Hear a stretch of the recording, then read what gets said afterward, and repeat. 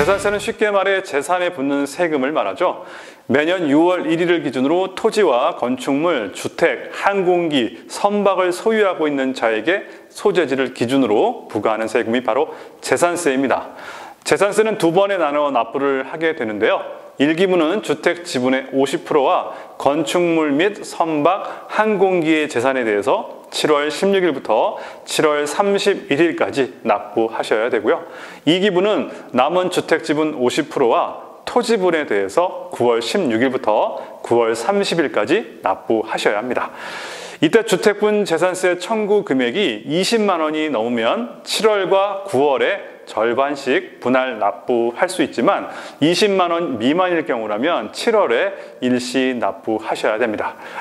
또 재산세 세액이 250만 원이 넘는 경우라면 2회 분할 납부가 가능하다는 점까지 알아두시면 좋겠습니다. 재산세는 전국 모든 은행의 CD, ATM기를 통해서 신용카드와 현금 납부가 가능하게 되고요. ARS 또는 고지서 앞면에 은행 전용 계좌나 온라인 납부가 가능합니다. 또 위텍스나 인터넷 지로에서도 카드 포인트로 납부가 가능합니다. 재산세를 정하는 과세 표준의 경우 주택 및 건축물 그리고 토지의 경우라면 시가 표준액에서 공정시장 가액 비율을 곱해 세액 산출이 이루어지게 되는데요. 지금 현재 주택은 주택 공시가격에서 공정시장 가액 비율인 60%를 곱해서 정하게 되고요. 건축물은 자치단체장이 고시한 가격에서 공정시장 가액 비율인 70%를, 토지는 개별 공시지가에서 공정시장 가액 비율인 70%를 곱해서 과세 표준을 결정하고 있습니다. 이렇게 과세 표준이 정해졌다면 여기에 세율을 곱하게 되는데요. 보시는 것처럼 세율은 구간에 맞게 구분되어 있습니다. 또 과세 표준의 0.14%인 도시지역분과 지역자원시설세를 다음과 같이 계산해서 추가로 부담하게 됩니다. 혹여라도 납부기간을 경과한 후 납부하시게 되면 3%의 가산금이 징수되고 재산세 같은 경우 도시지역분을 포함해서 세목별 금액이 30만 원 이상이 된다면 납부기한이 지난 날부터 1개월이 지날 때마다 매월 0.75%씩 최장 60개월간 45%의 가산금을 징수하는 중가산금이 별도로 부여되고 있으니 기한을 꼭 지켜서 납부하셨으면 좋겠습니다. 지금 대한민국에서 보유세 강화 정책으로 주택을 소유한 분들의 세금 부담이 날로 가중되고 있는 것 같은데요. 보유세가 아니라 벌금을 내는 느낌이라고 얘기하거나 전문가들조차도 이것이 징벌적 과세로 볼 여지가 상당히 높다고 보는 시각도 많은 것 같습니다. 구체적으로 공시가격 현실화율인 시세 대비 공시가 반영률이 최대 67.1%에서 80%까지 인상이 되었고요. 종부세 최고세율은 2%에서 최고 4%로 상승했습니다. 또 과세 표준을 정할 때 기준이 되는 공시가격 비율인 공정시장 가액 비율이 2018년 80%에서 2022년도에는 100%로 상향 조정이 되고요. 보유세 부담 상한 한도도 150%에서 300%로 확대되었습니다. 결국 정부가 공시가와 공정시장 가액 비율 등을 단계적으로 높이기로 결정해서 세율을 올리지는 않고 과표를 올림으로 인해서 집값이 오르지 않아도 세금은 계속 오를 수밖에 없는 상황이 되어서 보유세에 대한 부담은 날로 증가할 것으로 보입니다. 그래서 보유세를 줄이기 위한 전략이 매우 중요해진 시대가 되었는데요. 크게 5가지로 정리해 보았습니다.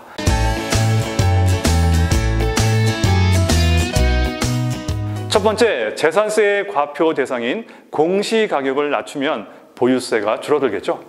공시가격을 낮추려면 먼저 주택 숫자를 줄이거나 지분을 낮춰야 합니다. 단 재산세는 주택 단위로 계산되어지기 때문에 공동 명의로 보유한다고 해도 지분만큼 나오기 때문에 재산세의 총 세금에는 변동이 없어서 실효성은 떨어지지만 종부세는 주택 숫자와 지분에 따라 세율이 다르므로 각자 상황에 맞게 지분을 증여한다든지 공동 명의로 재산을 소유한다든지 신중히 검토하셔서 소유권 등기를 하셔야 하겠습니다. 특히 배우자 또는 동일 세대의 구성원에게 증여하는 것은 공시가격을 낮추는 효과는 있지만 주택 숫자는 줄일 수가 없기 때문에 독립세대로 인정받을 수 있는 가족에게 증여하는 것이 효과적일 것입니다. 독립된 세대의 판단은 1가구 1주택 양도소득세의 비과세를 판단할 때의 세대 기준과 동일한데요.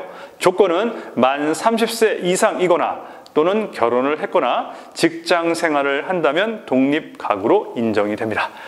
또 보유세를 줄이기 위한 두 번째 방법은 주택연금 가입을 통한 방법이 있겠는데요. 5억 이하의 주택을 연금으로 전환하게 되면 매년 25%의 재산세를 감면받으실 수가 있습니다.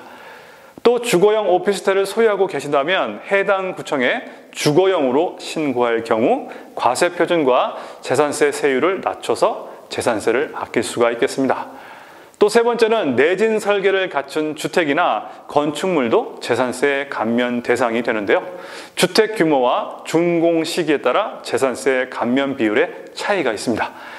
2층 이하 연면적 500제곱미터 미만인 주택이나 건축물이라면 신축의 경우 재산세를 5년간 50%를 감면받을 수가 있고 기존 건물을 보수하는 경우라면 재산세 전액을 5년간 감면받으실 수 있겠습니다. 또 3층 이상 또는 연면적 500제곱미터 이상인 건축물이나 주택은 현행법상 내진 설계 의무 대상인데요. 만약 건축 당시 내진 설계 의무 대상이 아니었는데 강판 보강이나 외벽 등의 보수를 통해서 내진 성능을 보강한다면 재산세 전액을 감면받을 수 있다는 것도 함께 알아두시면 좋겠습니다. 네 번째는 재산세를 감면받는 건 아니지만 재산세를 절세하는 방법으로 포인트나 마일리지를 활용하는 방법이 있겠는데요. 재산세는 지방세에 해당하기 때문에 신용카드는 물론 백화점 포인트, 마일리지 등 다양한 방법으로 납부가 가능한 점을 활용해서 상품권을 저렴하게 구입해서 승머니로 전환하여 재산세를 절약하는 방법이 절세 방안의 하나로 애용되고 있습니다. 참고로 한 유통업계 조사에 따르면 지난 7월 1일부터 29일까지 신세계그룹 간편 결제 서비스 SSG머니를 통한 서울시 세금 납부액은 전월 대비 무려 2,420%나 폭증했다고 하는데요. SSG페이 납부액은 758%, 롯데 L포인트 납부액은 556%나 상승했다고 합니다. 지금 현재 서울시와 부산시는 SSG페이와 L포인트로 재산세를 납부할 수 있도록 허용하고 있고요. 참고적으로 고액 세납자의 탈세 방지를 위해서 연간 120만 원까지만 결제할 수 있다는 것도 참고로 알아두시면 좋겠습니다. 마지막 다섯 번째는 납부 기한을 지키는 겁니다. 감면이나 절세는 아니지만 가산세를 내지 않는 것도 매우 중요한 요소라고 말씀드릴 수 있겠죠. 이제 9월에 재산세 납부의 달이 또 다가오는데요. 기한 내에 납부하실 수 있도록 일정을 잘 체크해 놓으시는 것부터 시작하시면 좋겠습니다. 지금까지 재산세에 대해서 알아보면서 재산세를 감면하는 방법까지 살펴보았는데요. 부디 불필요한 세금을 내시는 일 없도록 전략을 잘 세워 나가셨으면 좋겠습니다.